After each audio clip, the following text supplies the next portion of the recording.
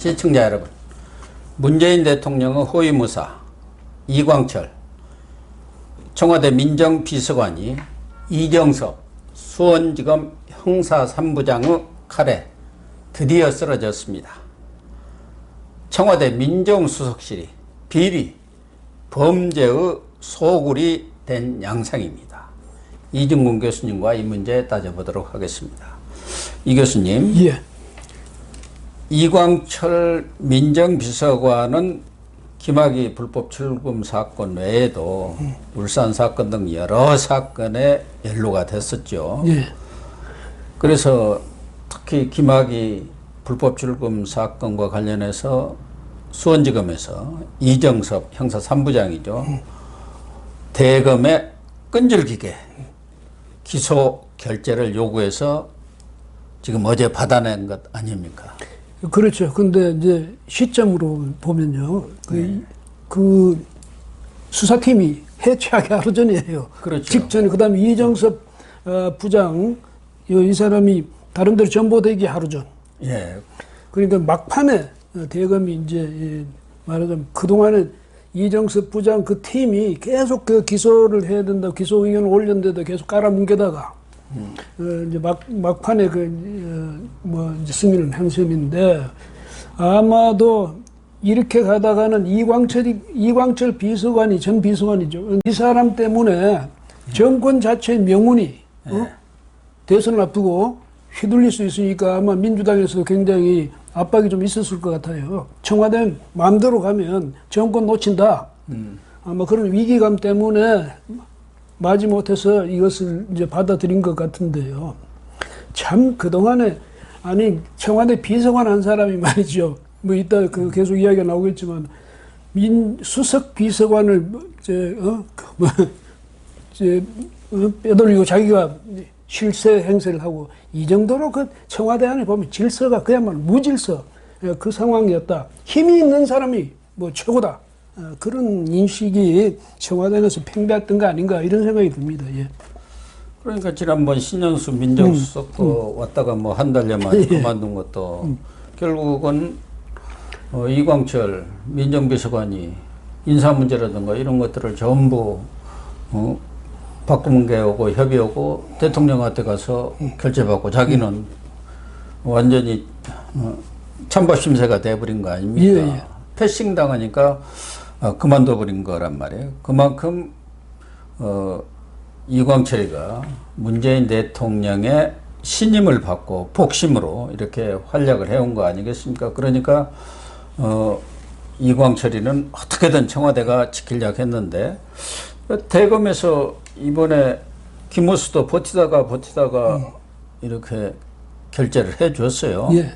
뭐 김호수가 문재인을 배반한 건 아니겠죠? 배반한 거 아니죠. 근데 문재인 대통령으로서도 어쩔 수 없지 않습니까, 지금. 이 상황에서. 물론 조국 전 민정 수석 비서관이 그때 이제 선임 행정관으로 있던 이 사람을, 이광철이를 이제 비서관으로 올리고 자기는 나갔잖아요. 그러니까 네가 이제 그 민정비서관실에 수석실에 네가 핵심이다.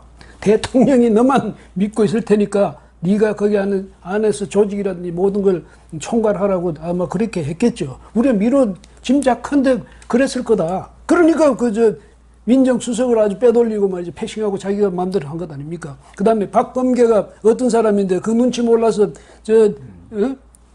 이광철하고 그렇게 논의를 했겠습니까? 이런 걸 보면 안에서 특정인에게 이런 식으로, 그것도 말이죠.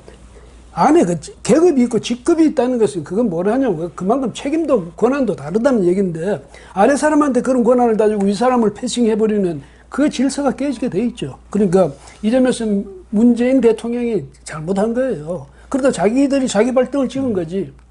그러니까 이번에 어쩔 수 없이 이제 대선도 다가오고 이러니까 결국은 이제 했는데, 김호수도 그동안에 뭐 인사하면서 계속 자기가 인사할 때 전혀 영향적 행사를 못했든 아니면 박범계를 무조건 추종했든 어쨌든 인사 문제를 가지고 김호수 끝났다. 너는 이제 더 이상 기대할 것도 없다. 이런 분위기가 있는데 이 판에서까지 이광철을 보호할 수는 없었겠죠.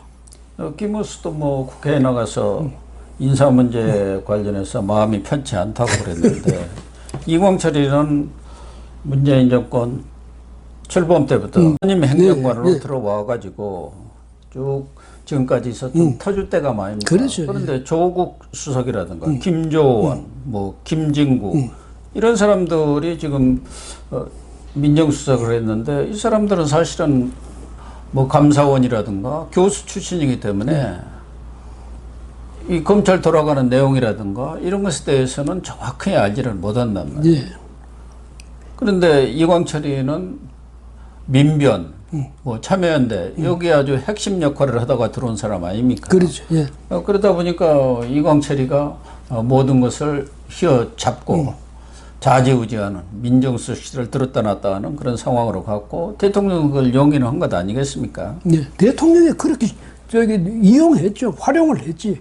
이광철을. 지금 뭐 이정섭 형사 3부장이 아주 집요하게 수사를 해서 이성윤 이 사람은 뭐 중앙지검장에다가 기소까지 됐는데도 불구하고 피의자 신분으로 서울 고검장이 돼 있고 차기군 출입국 본부장은 이 사건 때문에 이번에 법무연수원 연구위원으로 좌천이 됐죠.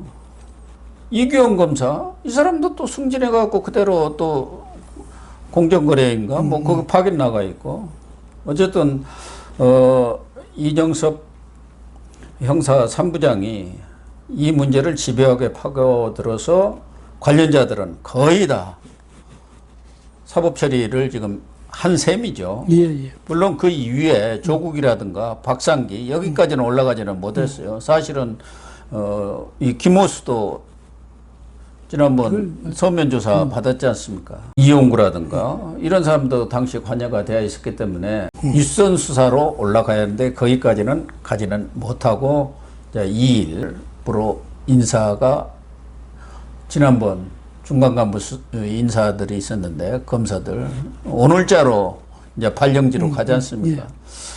그렇다고 본다면은 이제 모든 살아있는 권력 수사는 이광철 기소로 끝이 난 것 아니겠느냐. 더 이상 이제 권력 수사를 할 수 있는 그런 동력이 없지 않습니까?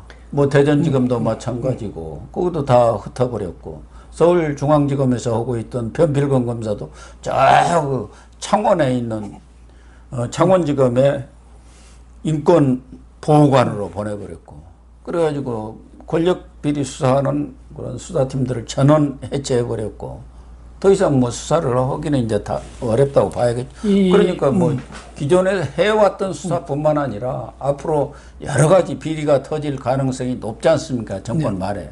그런 수사 자체를 원천 봉쇄한 거 아니겠습니까? 이런 문제에 대해서 이것이 박범계의 꾀냐? 아니면 청와대 차원에서 한 큰 틀에서 정리 차원의 이게 정리 방안이냐? 이제 이런데 물 청와대하고 거기에 대해서 박범계 법무장관이 충실하게 그 뜻을 받아들여가지고 정리한 셈 아니겠느냐 이제 이렇게 볼 수 있는데 마지막으로 이광철까지만 내주자. 그렇게 이광철까지만 꼬리를 자르는 쪽으로 예. 근데 정리가 된 모양이죠. 너무 안 내주면 정말 이제 불신의 벽에 부딪히니까 이광철까지 내주면서 성의를 보이자. 이렇게 해가지고 이광철을 마지막으로 이제 뭐 자기들 입장에서는 희생시키고 이걸로서 모든 걸 마무리하자. 아마 이런 장께를 낸 것 같은데요. 이렇게 해서 국민들이 그걸 받아들여주면 모르겠지만 국민들이 그걸 받아들여줄 수 있겠습니까? 그리고 지금 이제 앞으로 본격적으로 대선 국면에 들어서면 결국 이 사람들이 몇몇 사람 자기들 그걸 구하기 위해서 하다가 자기 발등 자기가 찍는 격이 될 거다. 이렇게 볼 수가 없죠. 문 대통령도 이렇게 지나친 모험을 하는 것은 안 좋을 텐데 바람을 적당히 빼야지. 예? 지금 뭐 문재인 대통령 입장에서는 울성이든 또 울산 사건이든 다 퇴임 후에 뭐 수사가 다시 재수사 내지는 특검 같은 것이 이루어질 경우 대통령이 퇴임 후에도 거기에 수사를 받을 수 있는 고리들을 다 걸어놨잖아요. 네. 그렇기 때문에 어떻게든 퇴임 후에 안전파를 마련한다는 차원에서 지금 검찰 수사권을 완전히 사실상 무력화시켜버린 거 아니겠습니까? 뭐 형사부라든가 이런 거 일체 수사 못하게 하고 김호수가 임기 끝나도 1년 이상을 자기가 임명한 사람이니까 검찰총장으로 있으면서 좀 보호해 줄 것이다. 뭐 이런 생각을 갖고 있는 거 아닌가요? 이제 그렇게 계산하죠. 누구든지 그래도 내가 이 정도로 저 안전판을 만들어 놓으면 최소한의 안전은 보장되지 않을까 이런 생각을 하는데 이 사람들은 어떤 사람들이냐? 그 사람들이 어떤 사람이에요? 한명숙 전 국무총리 완전 대법원 판결까지 끝나서 완전히 끝난 사건. 네. 도로 끄집어내서 그 소동을 벌인 사람들 아닙니까? 네. 그러면 저 차기 정권은 그냥 손털고 가만 뭐 자기들 이제까지 해가지고 전 정권이 틀 잡아서 자기들 안전 확보해 놓은 그걸 그냥 보고만 넘어갈 것 같습니까? 그 다음에 공수처가 뭐 하는 됩니까? 정권이 바뀌어도 공수처는 문재인의 공수처 아니잖아요. 그때 대통령과 긴밀하게 협조하는 공수처가 되겠죠. 근데 김진욱 공수처장이 그때 가서도 구정권의 안전을 지키기 위해서 애쓰는 그런 공수처장은 아닐 것 아니겠습니까? 그래서 사실은요, 이런 거는 아무리 내가 내 재임 중에 내 안전판을 마련한다. 그거 부질없는 짓이에요. 그거보다는 오히려 적당히 바람을 빼면서 내가 책임질 것을 최악으로 책임지는 게 아니라, 그래도 거기서 어느 정도 내가 살아날 구멍을 만들면서 내가 책임을 지는 모습을 보여준다면 국민도 그 선에서는 이해가 되겠지만 완전히 지금 철통같이 갑옷을 몇 개나 껴있고 이러면 국민들도 가만 놔두지 않죠. 그런데 결국은 이광철이가 기소가 됐기 때문에 다른 사람은 몰라도 이광철이가 불법 출금 사건이라든가 이런 부분에서 기획을 하고 또 조율하고 컨트롤 타워 역할을 해온 것은 뭐 분명하단 말이에요. 그랬을 경우 이광철이가 만약 재판이라든가 이런 데서 자기가 살기 위해서 진실을 불기 시작하면 이건 보통 문제가 아니거든요. 울산 사건도 마찬가지 아닙니까? 그때 선임 행정관으로 있으면서 뭐 하명 수사 이런 것들에 중간 역할을 했던 사람이니까. 그래서 이 불법 출금 사건 자체가 뭐 문재인 대통령이 2018년에 그 3월 18일인가요? 검찰과 법무부가 조직원 명운을 걸고 이런 세계 사건, 버닝썬, 장자연, 김학의 이걸 수사를 하고 하면서 시작된 거기 때문에 경우에 따라서는 이광철이가 입을 열기 시작하면은 정말 엄청난 후폭풍이 몰아닥칠 가능성이 있고 특히 이광철은 청와대 대통령과 가족들 여러 가지 그동안 의혹들이 터져 나왔지 않습니까? 그런 문제를 비롯해서 여권 실세들에 거기서 정보를 다 수집하고 있으니까 그런 사람들의 비리까지도 라임 옵토베스에 누가 연결되어 있는지 그런 것까지 다 알고 있는 사람이란 말이에요. 그래서 경우에 따라서는 자기가 살기 위해서 이제 정권도 다 말기로 가는데 아직도 창창한 인생이 남아있기 때문에 나는 거기에 하수인에 불과하다 이렇게 또 나올 가능성도 있지 않아요. 그렇지 않을까요? 사실은 비서관이면 하수인이죠. 왜냐하면 위에 수석도 있고 그 위에 대통령도 있으니까 비서관이 그 정책 결정자는 아니잖아요. 뭐든지. 그렇죠. 그런 점에서 그리고 또 하나는 이제 지금 이렇게 기소대에 들어와서 재판하면요. 정권 바뀐 이후에까지 계속 지금 재판이 진행될 거거든. 뻔하죠. 어떻게 되겠습니까? 보통 1, 2년 걸리니까요. 그러니까요. 그러니까 문재인 대통령이 지금 아무리 자기가 안전판을 만들어 놨다 하지만은 그 재판이 시작되는 그 와중에서 자기는 이제 퇴임하는 거예요. 그 다음 차기 정권이 다행히 자기에게 신복하는 사람이 대통령이 된다 모르지만 그러나 차기 대통령이 왜 전 대통령한테 신복하겠습니까? 그것도 아니거든요. 그러면 여하튼 그 안전판이라는 게 굉장히 허술하다. 특히 만약에 자기들이 지금 보니까 이재명 경기지사 가장 그쪽에서 유력하던데 마음에 안 나라도 그 사람 되면 문재인 대통령 안전히 지켜집니까? 그 다음에 이광철 이 사람이 기소돼서 재판받는 과정에서 이미 하기야 이전에 이 수사를 통해서 모든 것이 지금 이제 자료가 축적되어 있는데 거기서 이 재판을 해나가는 과정에서 지금 아까 말씀하신 대로 걸리는 사람이 한둘이 아니잖아요. 대통령부터 시작해서 그 걸리는 사람들의 혐의도 전부 거의 다 기록되고 재판 과정에서 다 이제 걸러질 거란 말이죠.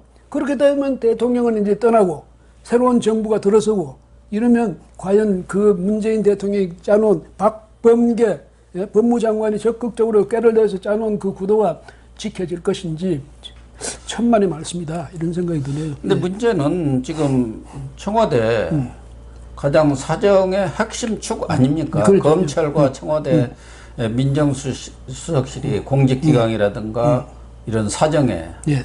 중추 역할을 해야 하는데 그가 지금 쑥대밭이 돼버린 거예요. 그렇지 않습니까? 예. 비서관 4명 중에 2명이 빠졌죠. 지금 2명이 있고 지금 김기표 반부패 비서관도 부동산 투기로 지금 나가 있지만 그 사람도 사실은 여러 가지 그 행위로 보면은 지금 수사를 받아야 하고 경찰에서도 그것에 대해서 내사에 들어갔다고 하지 않습니까? 그러니까 반부패 비서관이 부패 행위를 저지르다가 지금 그것 때문에 이유가 돼가지고 나간 거 아닙니까? 그 다음에 민정 비서관도 그렇고. 그냥 지금 남은 사람이 공직기강, 법무 두 비서관 남았는데 공직기강 하니까 생각나네. 예? 최강욱. 이 공직기강을 한다는 사람이 공직기강을 어지럽힌 사람 아닙니까? 말하자면 지금 기소된 내용대로 하자면. 그러니까 그렇죠. 현 정부도 청와대 안에 구조가 청와대는 사람이 용인이 어떤 식으로 이루어졌는지 문 대통령 정말 답답한 사람이에요. 아니 지금 공직기강 비서관도 박인호 공참총장 뭐 이틀간 한 해 만에 하다가 임명이 되기는 됐습니다만은 이것도 어떻게 인사검증을 했기 때문에 그 공직기강 비서관이 인사검증을 하는 거 아닙니까? 김기표도 마찬가지죠. 거기서 제대로 인사검증을 했으면 이런 일이 없을 것이고 지금 인사의 실패라는 게 따지고 보면은 뭐 인사수석이 총괄적인 책임을 지지만 거기서는 사람만 골라서 거기에 대해서 검증은 민정수석실에서 하는 거예요. 검증 책임은 그리고 그 민정수석이 검증의 실무 책임자가 공직기강 비서관입니다. 그리고 여기 책임자는 민정수석이고. 근데 지금 김진국인가요? 이 사람도 뭐 감사위원 하다가 온 사람인데 뭐 온지도 얼마 안 되니까 사실은 김진국은 물러가라고 안 하는데 김혜숙이가 이제 타깃이 되고 있지만 이 인사 검증의 실패 책임은 김진국이가 져야 하고 민정수석이. 실무 책임자는 공직기강 비서관이에요. 예. 이 사람부터 지금 책임을 져야 할 사람이라. 그러니까 민정수석의 법무비서관은 이제 좀 거기서 핵심은 아닌 것이고. 그러니까 민정수석실이 완전히 비서관들이 다 지금 날아가고 기능을 하지 못하는 그런 상황이 가버렸다니까요. 그러니까 이게 애초에 청와대에서 민정수석실이 굉장히 중요한 역할을 하는 게 그거는 누구나 다 아는 일이지만 대통령이 민정수석 비서관실 운용을 엉망으로 했다는 얘기예요. 뭐냐면 그 조국 민정수석 비서관으로 있을 때 예? 그때 그 사람에게 너무 많은 권한을 줘가지고 예? 하는 일이라는 것이 정작 해야 될 그런 고위공직자라든가 대통령 주변의 그 친인척이라든가 이런 거 제대로 관리하고 그다음에 인사 검증을 제대로 하고 이렇게 했는데 인사 검증 그때 완전히 엉망이었잖아요. 그래놓고 뭘 했냐면 맨날 이제 검찰 개혁한다 그런 거 뭐 공수처 만든다 그게만 빠져 있었단 말이죠. 그러니까 그때부터 민정수석 비서관에서 과도한 힘을 실어주고 거기서 정작 해야 될 일은 놔두고 다른 대통령의 의중을 읽어가지고 대통령이 추구하는 거기에만 맞춰서 이 민정수석 비서관실이 운영돼 왔기 때문에 그 후유증이 지금 다 드러나고 있는 거죠. 그러니까 민정수석실이 몇 사람이 지금 이게 검찰의 수사를 받고 기소가 됐습니까? 이전에도 조국, 백원우, 박형철, 최강욱. 최강욱이는 지금 재판을 2개나 받고 있는 거고 거기다 이광철까지 5명의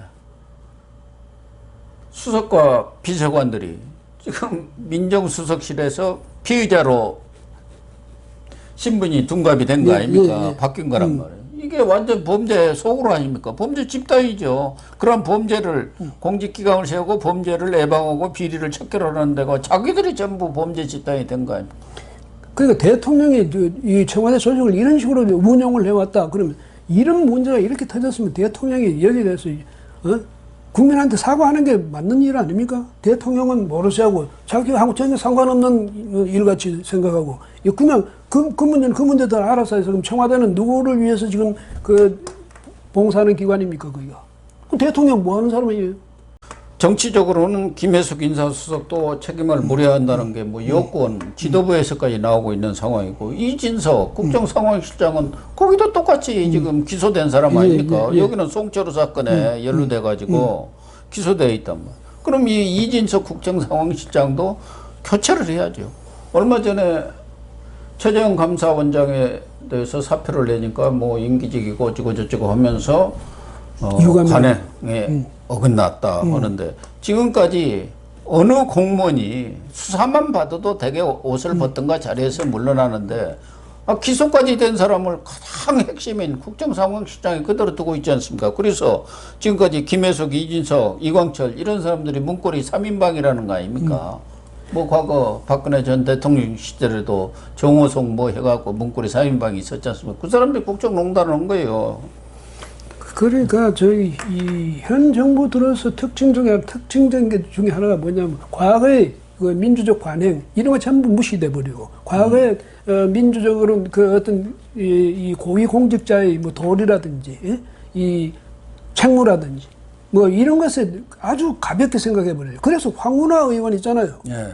울산 청장 할 때 그 이 청와대 무슨 불법 선거 개입 의혹 사건 이게 터졌잖아요. 그때 김기현 지금 의원이죠. 이 사람이 그때 야당의 울산시장 후보로 임명받는 건 그날 어디겠어요? 비서실을 압수수색했잖아요. 현직 경찰청장 배지를 달고 국회의원 출마해가지고 했잖아요. 예. 그리고 사후적으로 그게 이제 경찰청에서 사표 일단 잠정 수령 이런 식으로 하고 이런 겁니다. 이게 현 정권의 고위공직자라는 사람들의 도덕성이라든지 이것이 완전히 이 사람들한테는 이게 뭐 존중되는 게 아니라 오히려 거꾸로 아주 우습게 생각하는 거죠, 이 사람들이. 이렇게 되니까 이게 문정권의 도덕성이냐?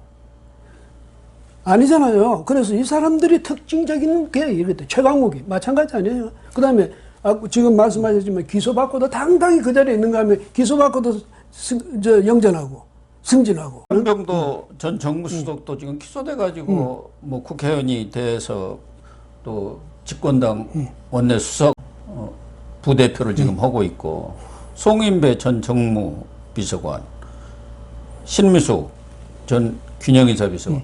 그러니까 이 청와대에서 어느 정권에도 이렇게 많은 피의자 비리에 연루된 사람이 나오기는 처음이었을 거예요. 아까 민정비서관실 얘기를 했지만 민정수석실 그 이모 행정관이라고 또 여자 변호사가 있었지 않습니까? 예, 예. 그래갖고 그 옵티머스 그 사건의 아주 핵심 인물 아닙니까? 그런 사람들이 청와대에서 딱 또아리 틀고 앉아가지고 옵티머스 사건을 지휘하고 그랬던 거 아니에요. 그러니까 문 대통령부터가 저는 문 대통령이 과연 공직관이 분명한가? 저는 그 의심할 수밖에 없어요. 왜냐하면 공직을 문 대통령이 얼마나 우습게 생각하니까 그 문재인 대통령 들어서고 난 이후지만은 그냥 그런 거는 당연히 오히려 자기들이 그냥 억울하다고 말하고 자기들이 생떼를 쓰고 자기들이 반박을 하고 말이죠. 그러면서 그 자리 지키고 앉았고 이런 것은 문 대통령 청와대의 특징적인 그런 모습이다. 참 기가 막힐 일이죠. 이광철 민정비서관이 기소되고 그렇게 함으로써 청와대의 사정 라인도 사실상 무력화되고 임기 말이 되면서 청와대가 이런저런 온갖 비리에 연루되고 국정 컨트롤 타워로서의 역할까지도 사실상 손을 놓고 있는 그런 상황으로 변한 것 같아요. 청와대가 임기 말 들어서면서 급격히 무너지고 있는 그런 상황인가 아닌가 그런 차원에서 우리 국가 국민들로서는 상당히 안타깝고 불행한 일이 아닌가 보여집니다.